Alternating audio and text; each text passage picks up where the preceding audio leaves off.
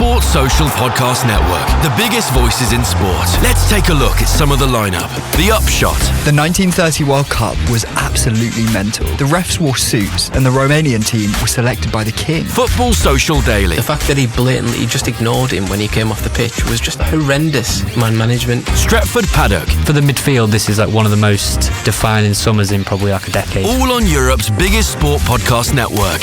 Find your next favourite sport podcast. Search Sports Social Podcast Network and listen wherever you get your podcasts.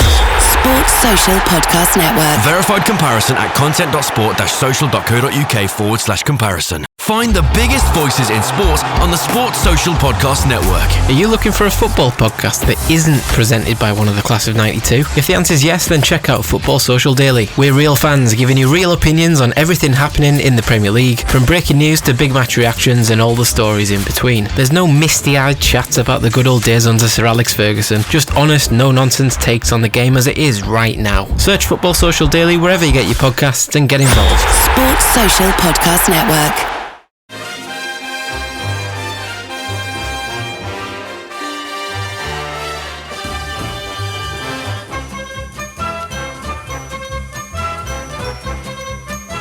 Hello and welcome to Haway The Podcast. It's Martin here and we've got a Q&A episode for you today. As usual, there's loads to talk about. People have sent in a ton of questions for us, either on social media or by emailing hawaythepodcast@safc@gmail.com. Fortunately, I've got a couple of people with me today who hopefully have one or two of the answers as well. So first of all, we'll say good morning to Anne Watson. Hello, mate. Good morning. Well, I say good morning. It's morning here, but where Martin lives, I think it's like, what, afternoon, 5 in the afternoon or something along those lines? It's late afternoon, yes. That's Yeah. It's a very pleasant time for me to record a podcast. So All right, So that's there we go. But yes, all good. Obviously, great result of the week. A great performance at the weekend. I think maybe over a great result, but absolutely fantastic performance. And looking forward to hopefully having some more big questions this week. After last week's was a little bit of doom and gloom. So, but hopefully having some more big ones. But no, really good performance. Obviously, we're still above the Mags, which is my kind of hope towards the end of the season. We can just finish above them now. But yeah, really good weekend. So class. How are you?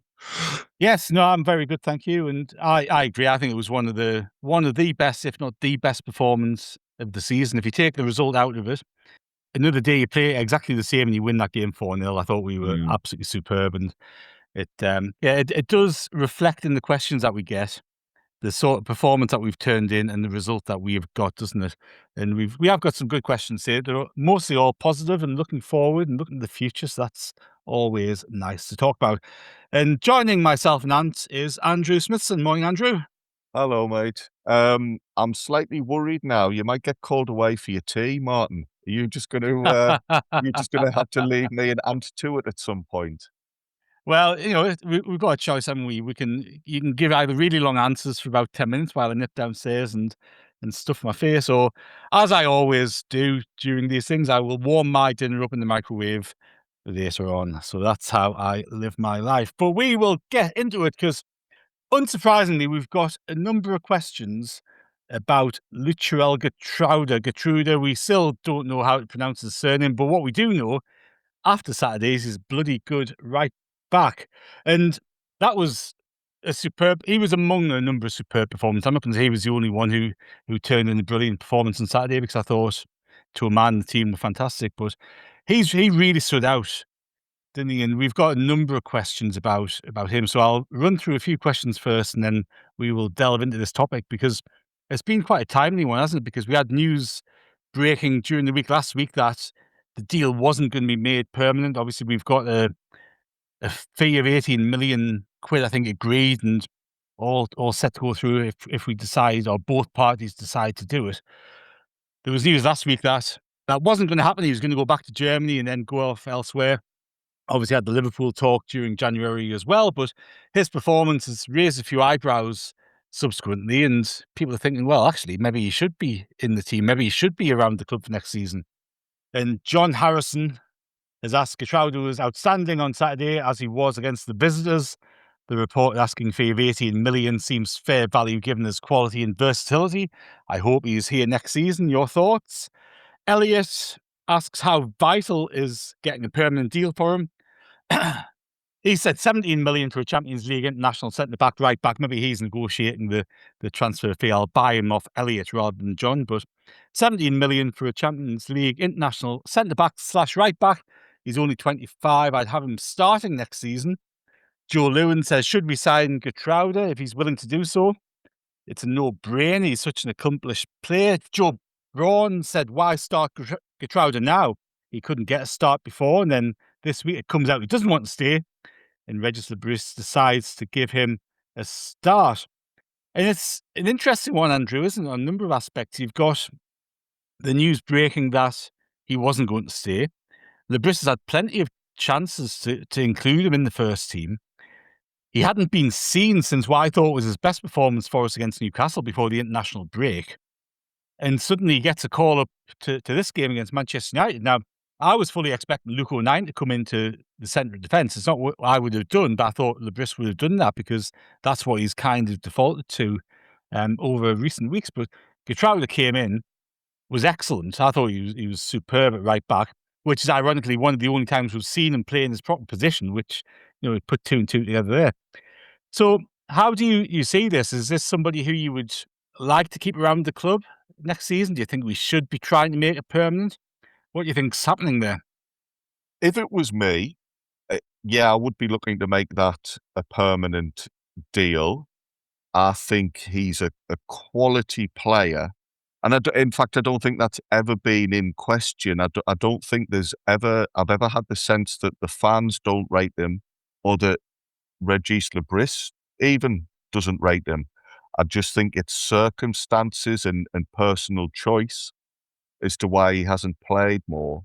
But certainly, yes, I would be really keen to make a deal happen.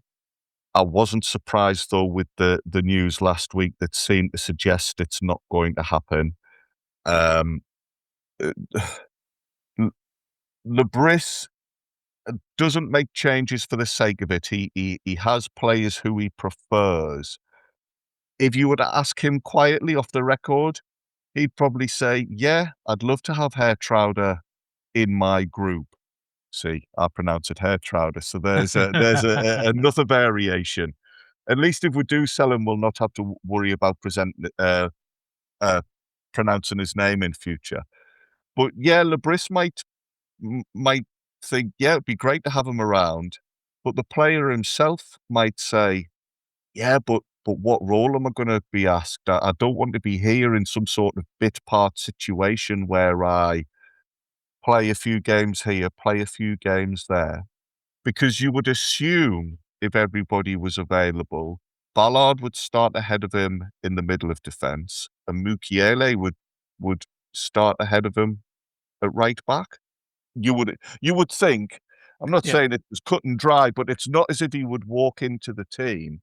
So, yeah, we're in a position where we've got a really good player, and of course fans are going to want him here. But if Lebris doesn't think he is going to give us enough minutes and tie down a first team spot, I can see why the lad himself is going to say, well, thanks very much, but I'm going to move on. And also, of course, he was fantastic against Manchester United because he's now got an eye on the future and he wants to attract interest from other clubs. So if he does play the last 2 matches for us, you can expect him to be brilliant. Whether staying here long term is the right option or not, I don't quite know. Hey, he could attract some attention from Turkey, and if he went there, they could pronounce it Geertruida rather than Geertruida, couldn't they? Or Geertruida. Get him the Galatasaray. Geertruida starting at right back. And Ryan Evans asks, is this a sign that something's actually been worked out? He says starting Geertruida was such a welcoming sight and also sort of interesting considering the recent report of him not staying. Is that a sign that something's been sealed and done and agreed, or is that reading too much into it, do you reckon? Well, we did the preview on Saturday morning, and obviously I think all three of us had said, right, he can't possibly start because of obviously what was going on, like with how he hadn't been seen since Newcastle, and now obviously, as you said before, he's like kind of preferred O'Neill to come in, or Hume at right back. The fact he moved Hume out to the wide berth, which I'm sure we're getting into later on, but the fact he started, it did for me. I was thinking, well, that's weird if he's leaving. I think you saw it yesterday with what I mentioned, but the Mags, they moved Lewis Hall, didn't they, to right back, and I think did he get an injury or something? And Kevin Trippier wasn't even warming up, and they know he's leaving, so obviously he didn't play. So it could be something where they've thought out of because Regis was really, really like coy on it, wasn't he? He was like, we'll decide at the end of the season. It's still a chance to start the other. I wonder if maybe it has. He's got like a point there, because it does beg the question, if he hasn't been starting him for about 2 months since we beat them, maybe 6 weeks or whatever since we last beat them, and then all of a sudden he appears against Manchester United at home, where you had Hume, who could have slotted in right back when Mukiele and Valdretta were centre-halves. It was an easy fix. If he was out in the cold. The fact he has signed, he has put him in, maybe it is showing that. But you know what? I think we've probably hit a nail on head. He was going to be good because he is good. But he's just been he's going to be a little bit unlucky. He's been a little bit unlucky because Mukiele is our best right back, but I don't think we can disagree on that. I think Mukiele is our best right back, and Dan Ballard and Omar Aldrete are probably our two best centre halves. I thought Mukiele at centre half was excellent mind on Saturday, but I think going forward they're our best combo. But the fact of being conceding a few goals lately, you're kind of worried about that. My kind of gripe on Geertruida in this season has been when it's been an option for him to go at right back. It hasn't been. Like we've had Hume right back, and I think maybe we've wasted a little bit of time on him. Because when he's played, and you're right, whenever he's played, he's looked a quality operator. And like I say, Saturday for me was no surprise, because he hasn't let us down any time he's played this season. He does look a really, really good player. It would have been lovely for that shot we've got him with at the post. So I think he'd have brilliant, wouldn't I think he'd have gone mental, like probably running at red, just like, this is what I can do. Or I would have been all there for it. Like, well, I hope we do sign him. Whether we do, and I am with Andrew on this, I'm not sure, because like I say, I don't know if he gets in my best 11 when Ballard's fit, because I'm a staunch Ballard fan. But I know that everyone can probably make their own minds up. But I'm not sure if they're saying, well, you're going to be, our second choice right back or whatever. Is he going to come for that? And I don't think he will. And that's probably the sad thing about him. We're probably just because we've got that much of a good defence anyway. He's just been unfortunate. And I think that's been part of it, hasn't it? Because he has been unfortunate in terms of the games that he's played. While he's played a surprising amount of games when you look at it, because you kind of think he hasn't been a regular in the team, and he hasn't. But he has played a number of games, but they've all been in different positions. So he's played a couple of games at right back. The last two he's played have been at right back. He's previously played in midfield. He's previously played on the left of a 3-man defence.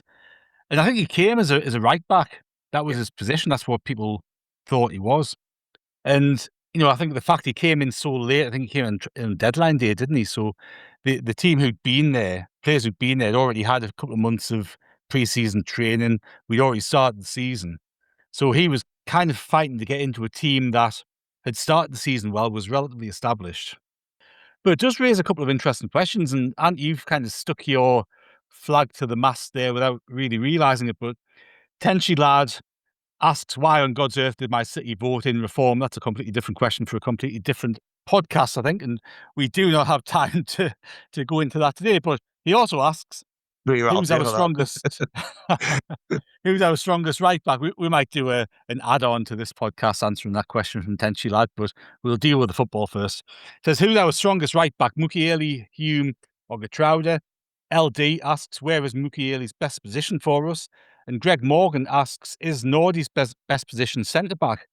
Now, I think this is something, Andrew, that's gone under the radar a little bit, because Mukiele played at centre-back for that big opening spell, didn't he?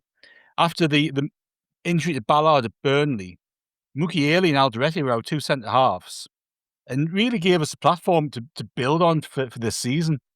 I thought Mukiele was exceptional on Saturday. He just glides through a game. You know, unless you actually watch him, you don't notice him too much because he makes everything look so simple. He just does everything so well. And I thought him and Geertruida kind of just strolled through that game. They both looked like Rolls Royce players, just strolling through that game, just doing things so simply and well. And it's really interesting with Ballard in the mix and Alderete, and obviously got Reynaldo on the other side. But is Geertruida giving himself a bit of a chance to be thought of as a competitor to Mukiele at right back? Does that create an issue for Ballard with Mukiele being available at centre half? Obviously, it's a squad game, right? We as Johnny always says, we don't have a best 11 anymore. You have a squad that's capable of dealing with it. But, Ant hit on us. Geertruida's not going to come if we say, oh, come again for next season. You can be back up to Mukiele at right back. He's not going to come for that, is he? So it creates a few interesting questions and a few interesting dynamics when you're looking at that defence in the squad, doesn't it? It does. And if you want a competitive squad, you are going to have to juggle these types of issues because, players are going to want to be starting games and see themselves as a regular. I fully get Johnny's point of you don't have a best 11 as such anymore. But you can't please everybody. You can't give everybody the amount of minutes they want. On Geertruida, I will say fair play to him because you're right. He hasn't played much since the Newcastle game, if at all. I don't think he's played at all, has he? No, I don't think he has. But to look at him, he was sharp. This is something we always say about Luke O'Nien when he gets dropped in the team out of the blue. He's obviously kept himself right behind the scenes because at no point did you look at him and think, he's missing a bit of match fitness. So fair play to him for that. Throughout all of these discussions, we know he will have been disappointed not to be playing much, but there's no whispers coming out of rows behind the scenes or anything like that. So he's looked after himself. He's kept himself right. That speaks volumes as to the type of character he is, and that's the type of character we want. As you say, though, where he fits is part of a bigger picture and how the squad is expected to go going forward. For all we know, and this is me just giving an example, for all we know, Dan Ballard's going to be off. If we sell Dan Ballard over the summer, that then changes the situation because, Mukiele might then be seen again as one of our primary centre-backs. And the spot does then open up at right back. So there's lots of juggling and balancing to be made. Mukiele is just awesome. And I wish we had two of them because, he's a superb right back who brings a brilliant attacking threat. And yet, if you put him in the middle of defence, he's a machine. He's brilliant dealing with balls in the air. He's just brilliant, full stop. I can't think of too many weaknesses in his game. So that will be a conversation going forward. Where do you play him to get the best out of him? So there's lots of permutations, but as we always say, it's nice when the discussions are which top quality player is going to play where, not how are we going to cobble together some sort of back four that looks half decent. I would create an interesting dilemma, wouldn't it, if we had multiple Mukieles? How many of them actually get into the first 11? Because you can make a very strong case for right back, centre half, probably a little bit further forward in midfield as well. You could probably slot them in, and it's going to be an interesting one, isn't it? Because although I do agree about the notion of your first 11, it doesn't necessarily exist to the extent it did 10, 15, 20, 25 years ago. There's still that thing, isn't there, where if everyone's fit, this is my strongest team. Lebris will have his strongest preferred team in his head. And if Geertruida's not in that, surely there's no way he'll agree to come, regardless of what we want.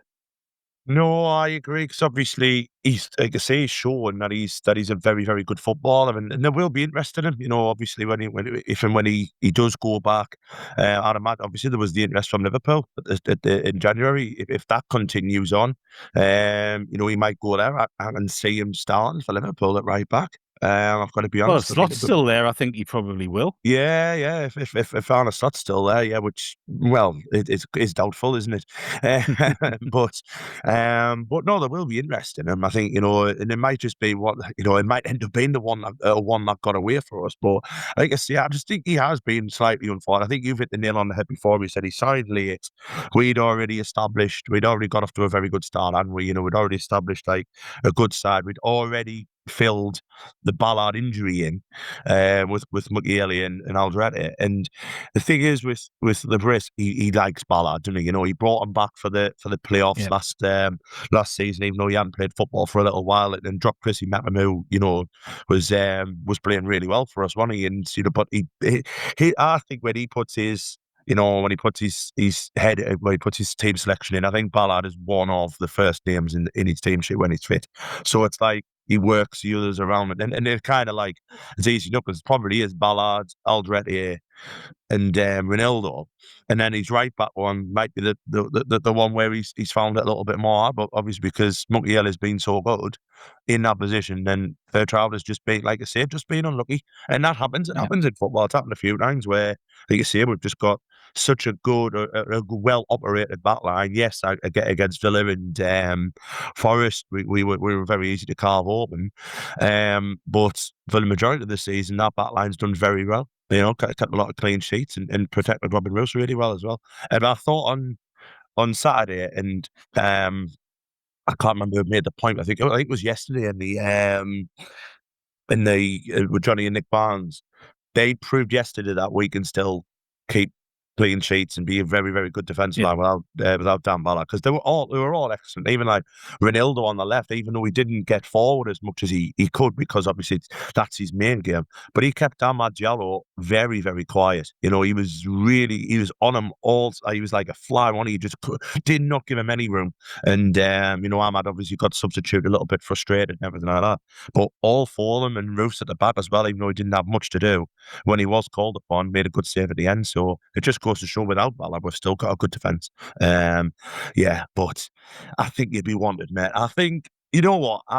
You went back to that Ryan Evans question, and I kind of look at it in that way, like that's a really good point, because why else would you have started? You could have easily just put Hume there. We had Riggy, we had Angulo, we had Jocelyn Tabe, who could have went in that position. You know, that position was there, and I think none of us in our heads thought Geertruida starting on Saturday. So it might have been that worked something out. I hope so. We might have sent some spies to look at Manchester United in training. And yeah, they might have had a wig and a moustache on and some glasses. Yeah. I'm all high-tech recording equipment that's going to get people in trouble, I think. But I'm going to stick with you on this, because you raised the point about Trey Hume playing right back. And Lou on X has asked, would you have only swapped out Hume for a natural right winger going forward? And Paul Rackstraw has asked, should we have swapped Hume for Mayenda earlier? There was loads of space to run into, which is ideal for Mayenda. And it raised a few eyebrows, didn't it, with Trey Hume being selected there at Wolves last week, and again on Saturday. I wasn't actually that surprised for either of them, to be perfectly honest, looking at what Lebris has done this season, and coming off the back of conceding 9 goals in 2 games, which is such an aberration for us compared to every other game that we played this season, pretty much. So I wasn't surprised that he kind of wanted to tighten up defensively and give it a bit of solidity. But I don't know about you, and I think Trey Hume showed both his strengths and his weaknesses in that position. I thought he was great. He did a lot of work defensively, covered an awful lot. But there was moments, wasn't there, where he's going forward and he had opportunities to slip balls through that. You know, if somebody like Lafayette had the ball in that position, you're going to create an opportunity. And he just doesn't have that I don't know what the right word is. He doesn't have that sort of cutting edge from an attacking point of view, which it's unfair to expect him to have, isn't it? I would agree with that. My biggest bugbear from Saturday was when the substitution was made and we saw Angulo coming on that he took Talby off. I was absolutely raging, like, because I thought Talby was playing really well. Thought he had a really good game, and he's the same, like, sometimes, but he's young and he wants to beat players and everything like that. He got in a few positions and made the wrong decision. But with him, you see you've seen it a couple of times where you could literally see his arse falling out because he hadn't a clue what to do. But I would have made a double sub then, because you could see that United were there for the take, and you could see that we were in the ascendancy. We were dominating the game, and to maybe show that kind of cojones and to actually go for it and to bring Elias Mayenda on and Angulo would have been I thought that would have been a very interesting couple of substitutions. I can understand why he didn't, because obviously he still wanted to keep that, well, if we can't win, we don't want to lose kind of tag, which is what he does. He's a defensive minded manager, so he's going to do that. But it would have been, look, we've got now to lose. It's the second of last game of the one season. Let's go for it. It would have been nice, I think. And would we have won? I don't know. I'm not going to say that. I thought Mayenda was a little bit unfortunate. He only got 4 minutes, so it was just too little, too late. But so yeah, you're right. And even if it had been, Chris Rigg coming on or anything like that, I would have liked it a little bit earlier. Because you'd like to see, you've seen it in a couple of opportunities. I think we were 3-on-3 where it was like he was busting a gut. He got the ball, didn't he? He was busting a gut, and Robbie busted a gut again in the box. And I think it was Talby who was on the edge, and all he had to do was find one of them, and we were in. And he found Harry Maguire, didn't he? And it was frustrating still, at the very, very least, where we were at. But you know what? He's one of these ones where he doesn't do a bad job. Didn't do a bad job on Saturday, as you said before. His defensive work was brilliant. It was just when we were in the ascendancy and when we were playing very, very well at this point, just make that decision, make that, go for it, and I think that's all I was disappointed. Not just so much disappointed with Hume not being able to make that pass, even though, like, I think as a professional footballer, he probably should be able to, but he's a right back. So, that is what it is. But I was more disappointed that we didn't make an attacking substitution as early as they brought Talby off, because, like I said, I thought Talby was doing fine. I thought it was a little unfair on my end, to be honest, to give him such a limited amount of time at the end of the game when he hasn't been on the field much at all recently, has he? I can't remember the last time he had any decent minutes. So, and if you remember, Martin, as well, in the press conference, he actually spoke a little bit about Mayanda, and they said at the minute he's behind Wilson, as in, and that was another one. Wilson never got any minutes on Saturday, and maybe it was asking out for him, but probably was doing so well. But I don't know. Like I say, I agree with you. I think give him 15, 20 minutes. What could have possibly gone wrong then? We were playing really, really well, and they were never going to score in the month of Sundays. So. Yeah. What if? What ifs indeed. We will ponder on that when we listen to a couple of ads just now, and we'll be back after the break. Welcome back to Haway The Podcast. Now, for this episode, we are delighted to have teamed up with Livescore, who, in partnership with Sunderland AFC, have turned the famous black cat into a black dog. This is all in aid of promoting Mental Health Awareness Week. And Andrew, I think you were at the event before the game that Livescore ran on Saturday, weren't you? I was, yes, Martin. It was really good to be a part of. It was ran in conjunction with a Game of II Halves, and there was just lots of various organisations, lots of different charities, people who are part of the community and just offer support regarding mental health. So yeah, Livescore, to be fair to them, it was a brilliant idea to change the black cat to the black dog, and it genuinely, it did have people talking about it and a couple of people asking questions, what's this all about? So it was a good day and a nice way to prepare for the match against Man United. No, it's so important, isn't it? Because, look, Mental Health Awareness Week runs all of this week, but it's something that's, it's massive and present for people all year round, isn't it? And Livescore and Sunderland have turned the black cat into a black dog, as we've said. And obviously that's a metaphor for depression. It's a famously used metaphor for depression, and Winston Churchill was amongst those who've used it in the past. But it's really smart, actually, because if at first glance, if you didn't know that it changed, you wouldn't see it because it looks so similar. And again, that's a perfect metaphor for mental health, isn't it? Because on the surface of things might appear to be fine. Your mate might look exactly the same as it did last week. They might have the same crack, the same terrible crack often, but have the same crack. But appearances don't always, at first glance, aren't always telling. So it's actually a really smart metaphor and really clever metaphor for depression and mental health struggles as a whole, isn't it? Oh, without doubt, because you're right. People will mask things or try to mask things and keep things to themselves, and that in the long run doesn't help yourself. It doesn't help the people around you. So yeah, having that thing that was it was a very clever way of symbolizing that. And I think when it first went up, people didn't necessarily know why the club and why Livescore had done that.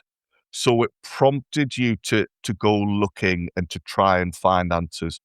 And again, that's really important because it's making you have to think and discuss things, because in the past and even now, depression isn't something that everybody is comfortable talking about. Not everybody fully understands it. I mean, Martin, I suffer with depression myself, and I don't fully understand it. So having that symbol and just getting you thinking, and it might start a conversation, was a really, really smart way of doing it. And you've got to give credit to the club for putting their weight behind it. And it's usually relevant in the Northeast in particular, isn't it? Because the Northeast, unfortunately, has the highest suicide rates in the country. And as you say, it's something that, isn't very well understood. It's really hard to understand yourself. And typically blokes in particular are pretty crap at talking about our feelings, aren't we, Andrew? It's not something that kind of comes too naturally and easily. And that's why it's so important to ask questions of your mates. If people just seem a little bit off, just asking if they're okay, making sure they're all right, asking them to go and have the crack. And it's so important. You've shared your experiences there. I'm not fantastic sometimes like that, and even doing these podcasts really helps me, because sometimes you might be feeling a bit low and a bit down. You can't put your finger on why. I'm obviously out here in Australia. I don't have the luxury of having my core group of mates around me, but having the crack with yourself and people like Chris and Gav and Ant and all those, it just shifts your perspective and your mood sometimes, and it's so important just to do all that sort of stuff. And look, this Mental Health Awareness Week, Livescore and Sunderland AFC are encouraging everyone to engage with a programme that the Foundation of Light have got. So the Foundation of Light's obviously Sunderland's official charity partner, and they've got a mental health and suicide prevention programme called the Game of II Halves, which, Andrew, you mentioned earlier. And look, this is a brilliant programme for men that's held at the Beacon and includes regular meetups, training, and all sorts of other things to support your mental health journey. And it can be something as simple as just having the crack, not even talking about anything in particular, just go and have the crack about football, go to the Beacon, have the crack with some other fellas, and you don't know where the conversations go to, do you? So if you need some support, make sure you get along to the Beacon. If you've got a mate who you think might need some support, use the Beacon as an excuse, drag them along, go out and have the crack. And it's so important. So look, this Game of II Halves programme, it's hugely impressive. If you have a dig into it, the stuff that they've got going on, the thought that's gone behind it is huge. And if it can help one person, it's done its job. And if one person from listening to this thinks, I'll go along and see what all that's about, brilliant. Please do. So you can find out much more information about the programme on the Foundation of Light website. You'll find that at foundationoflight.co.uk. And we've also got the links in our show notes as well, and the article on the website, which you'll find today on rokereport.sbnation.com. And please, if you do feel that black dog is approaching, get to the beacon, get the black dog back into its kennel, and get the black cat out again. So there you go. That's our mental health focus for today. It is hugely important. So please, if you do need any help, Andrew, you've talked also previously about the stuff that goes on at the Fans Museum. There's lots of initiatives around Sunderland and around the North East to provide opportunities for people to explore this and go and have the crack and just seek some help if they feel they need it. And you shared your experiences previously about the stuff at the Fans Museum, and it's brilliant to see these programs are in existence and are being well supported and well funded and giving publicity to, because it's not anything to be ashamed about. It's not anything to shy away from, and these programs can make such a huge difference, can't they? Oh, yeah, definitely. You're right. There's lots of things out there in the city and further afield. Game of II Halves is really good because it works in conjunction with a lot of these organisations. I know a couple of lads who are part of the group I attend, Andy's Man Club, but they're also ambassadors for Game of II Halves. They attend meetings, they attend training sessions. So there's all sorts of people out there who are there, and like you say, they want to have the conversations with you, and it doesn't have to be too heavy. It kind of can just be a crack about the football, talk about the Man United game or the next game coming up, whatever it is. But you make connections with people, and then from there you might talk about how you're feeling. And it's there's a lot of people out there who are struggling, and if they can go to foundationoflight.co.uk, please do, because there's plenty of us out there, and we'll all try and help each other along.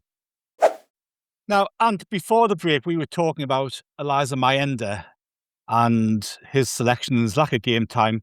And Mike on email has asked a question about that. He said, week after week, we see Brian Brobby face the constant attention and adhesion of central defenders, very sticky to Brian Brobby. So why has Lebris not at least dabbled in playing a second striker? With goals in short supply all season, why not a single experiment with playing Isidore or Mayenda alongside Brian Brobby? And it's an interesting one, isn't it? Because we haven't tried that. Lebris has played two up front a couple of times, hasn't he, last season, but not this season, I don't think. And have you been surprised to see us not try that? Getting Isidore or Mayenda a little bit closer to Brobby, or even on the same field at the same time as Brobby? Because I don't think they've actually played that much together on the same field, have they? I haven't, no, and I've got to be honest, I don't think I'd be comfortable with a two up front. Just, you look at the way our midfield works, you've got to drop one of Siddiqui, Xhaka or Lafay, or move the three out wide, which I think, we obviously, again, a topic I'm sure we'll get into about Lafay. Lafay is our number 10, and he's our best number 10. So for me, I don't see the need for it. I think we're the way we play it is suited to a lone striker. I think the main question about Brobby is, why is he not protected more by referees? He's I mean, Saturday was disgusting, to be honest, by Stuart Atwell, the referee. He was getting the shirt ripped off his back several times. He got his ear bent back. He was fouled God knows how many times that the referee missed. And he got punched in the face pretty much as well, didn't he? Punched in the face. And I get what people are saying, that Bobby doesn't score many goals for us, which is probably right. The fact he's scored 4 or 5. Six, I think he's on 6. So I get that, but I don't see how we could fit around a formation where you could play two up front. Because like I say, you probably look at it, I'd imagine, you're going to look Lafay onto the left and play Siddiqui and Xhaka. And Siddiqui doing all of his running would leave quite a lot of gaps for Xhaka to try and plug. Where when we've got Lafay and Siddiqui bombing off the fear. You see what the fear does when Siddiqui bombs, the fear drops. Because I've got that understanding, and Jack's there to now, like, obviously clean up the pieces and everything like that. And I think he'll put a lot of work onto Granit Xhaka. I really do. So I don't see the need for that. But you know, like, it could be one where, you know, it's like I say, when we're pushing he could have done it on Saturday, I suppose, the last 10 minutes, you know, have a go at it.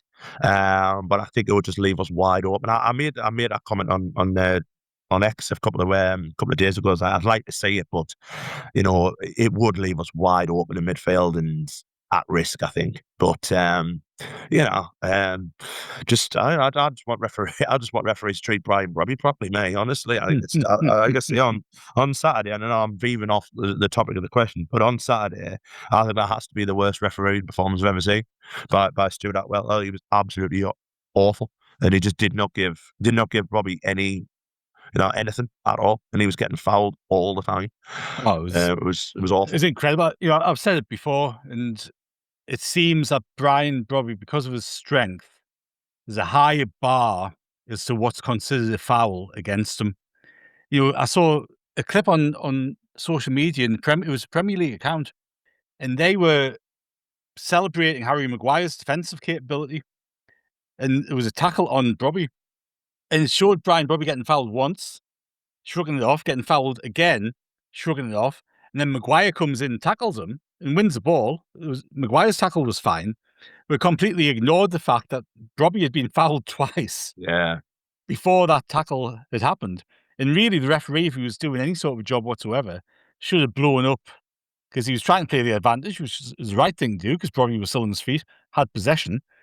But then Maguire comes in and tackles him. That should be brought back as a free kick for us, and it wasn't. And the fact that even the Premier League were so blind to the fact that they'd fouled him twice in the build-up to Maguire's tackle was quite astounding. Talking about advantages as well, Martin. He gave, again, veering off top, but he gave about 3 or 4 advantages to us where we had played the ball backwards.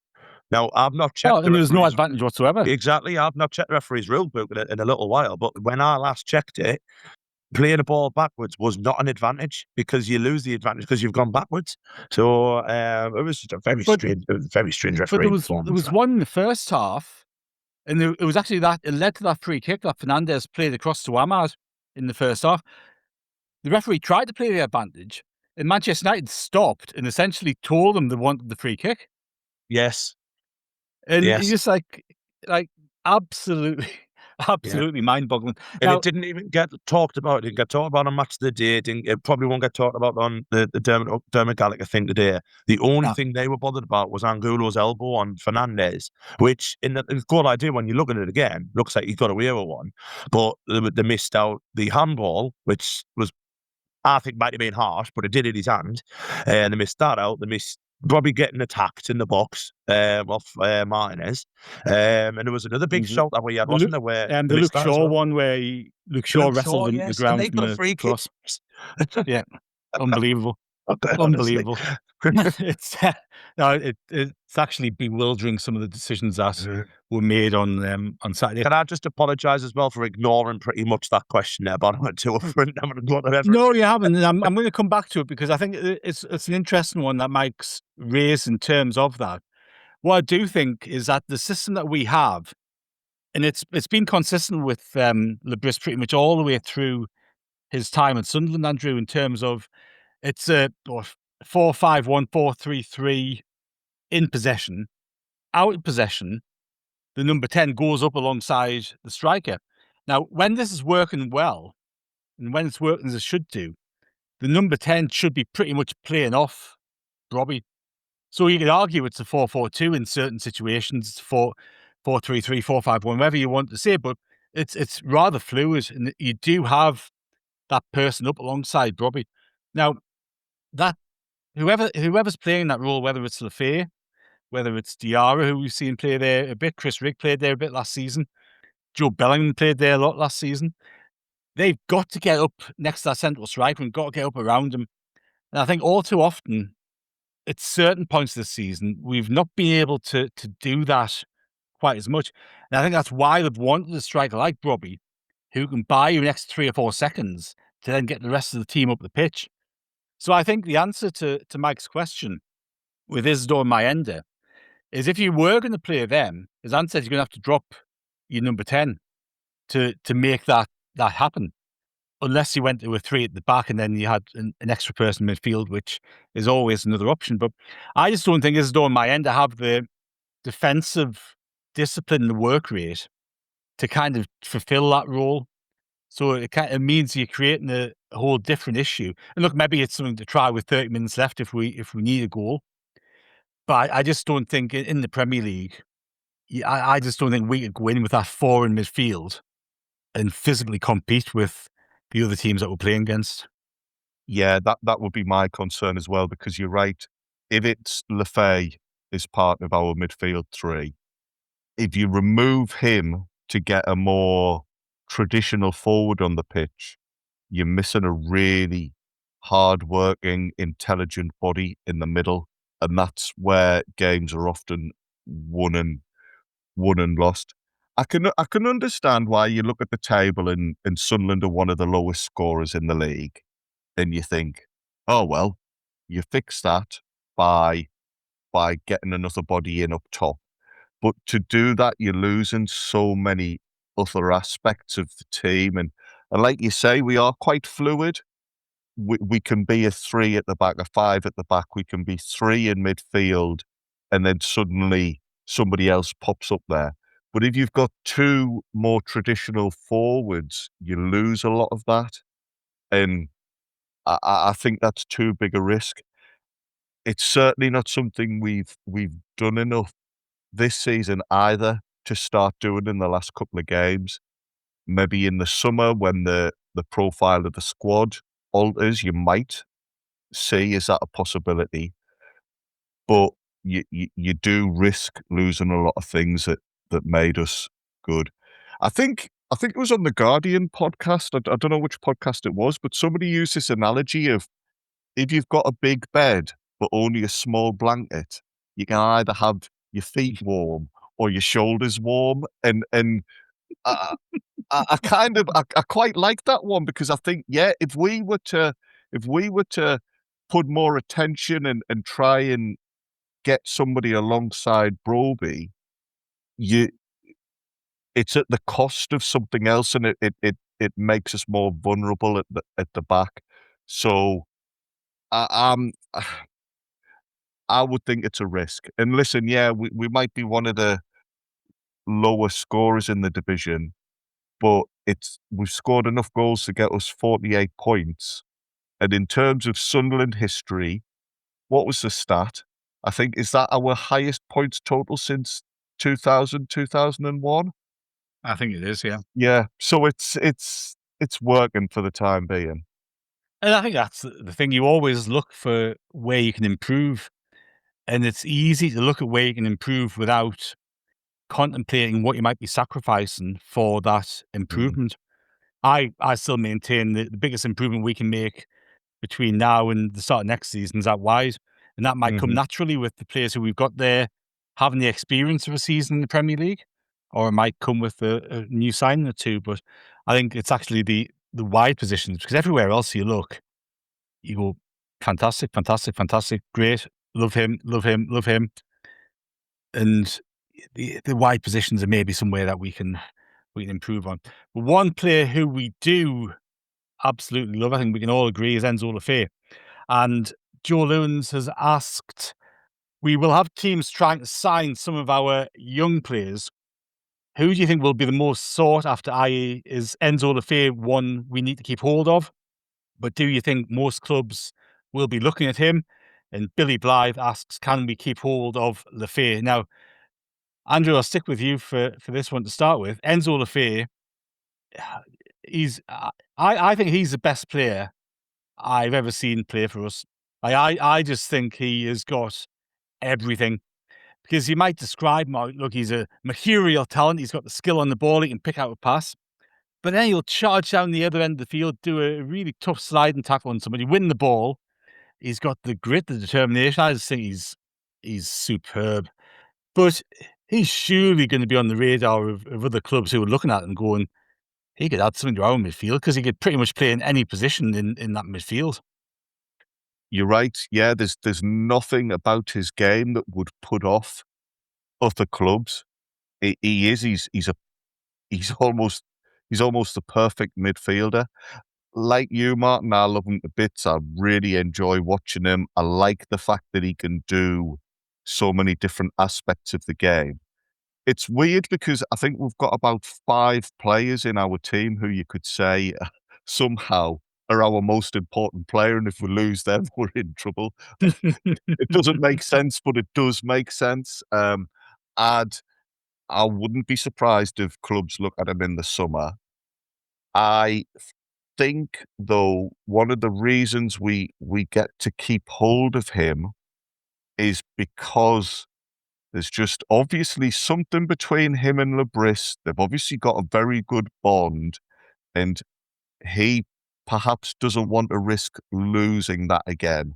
Maybe if he doesn't have that comfort there and that rapport with a head coach, maybe he isn't in the right frame of mind to perform to the levels he does. So if any scouts are listening, yeah, don't come knocking, because it wouldn't be as good for them. But for us, he's integral, and I honestly think he'll be a player who, in years to come, we look back on and say, "Crikey, he's a Sunderland legend. He's that good.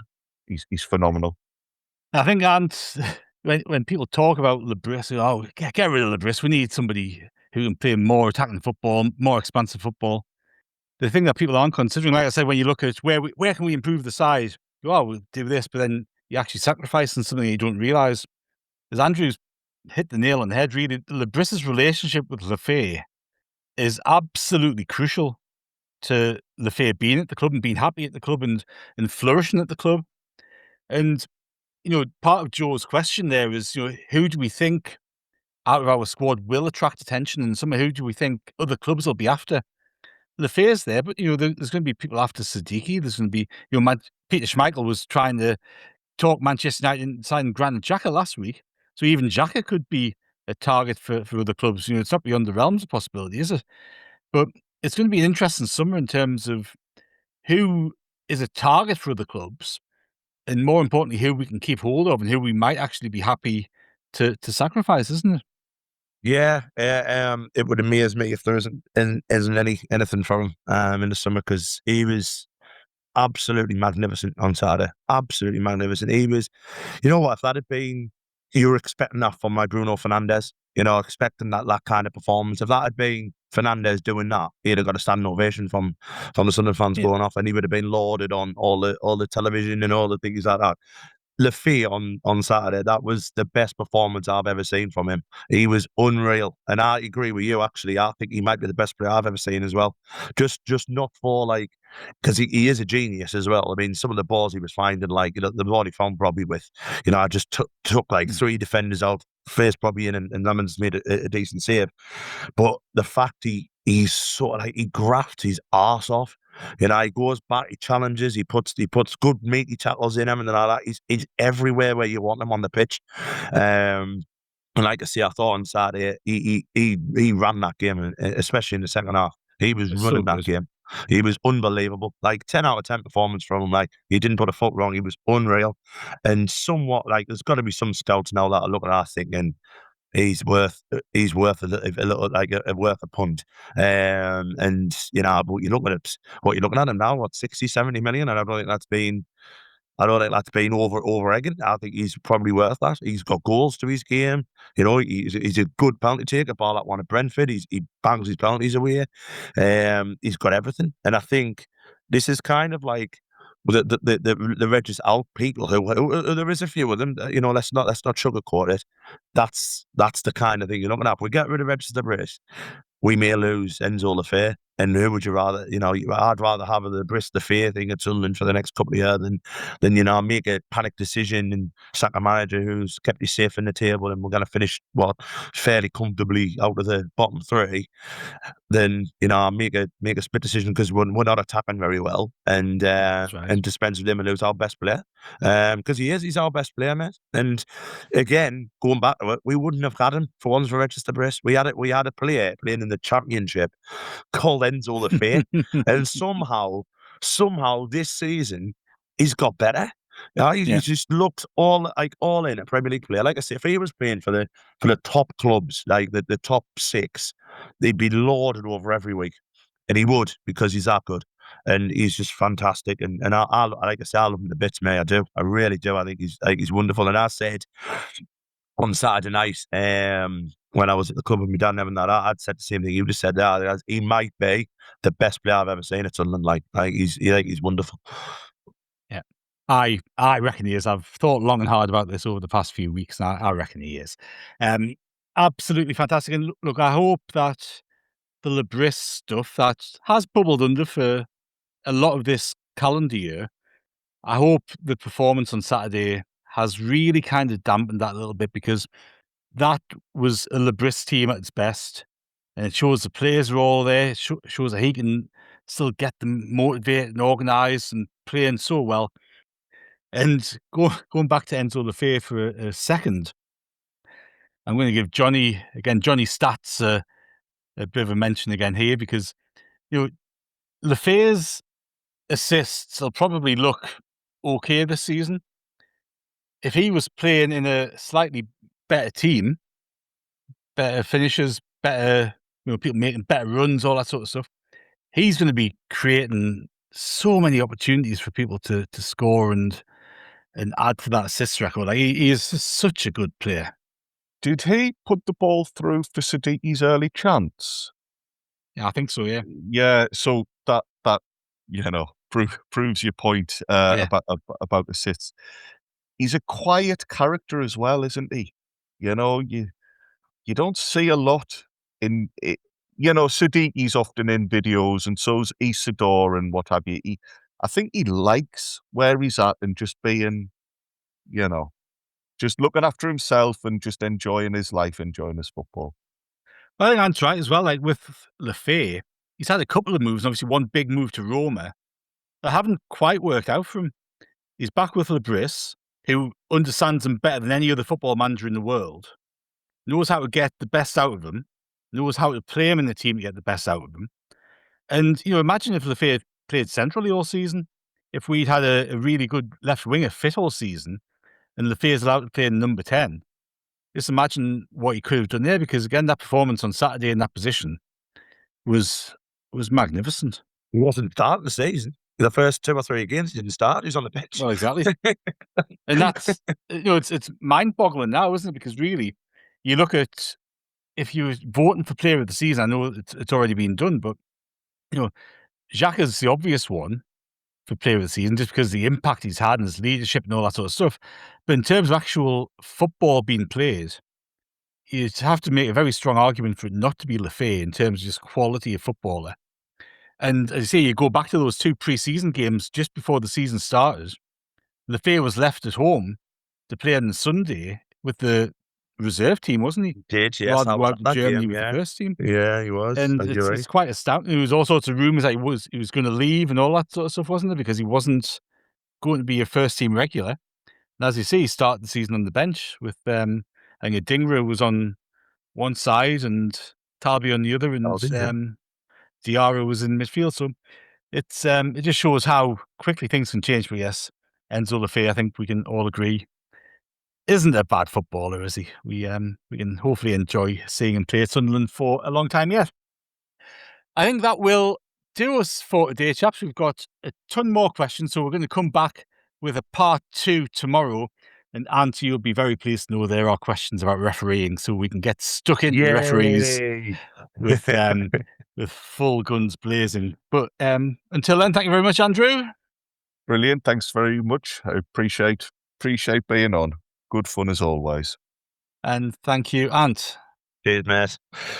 Excellent. And we'll be back tomorrow with a part 2 of our Q&A. We've got refereeing decisions, we've got VAR, we've got the club potentially being for sale, we've got transfer speculation for next season, all sorts of stuff. So make sure you join us tomorrow for that. We will see you then.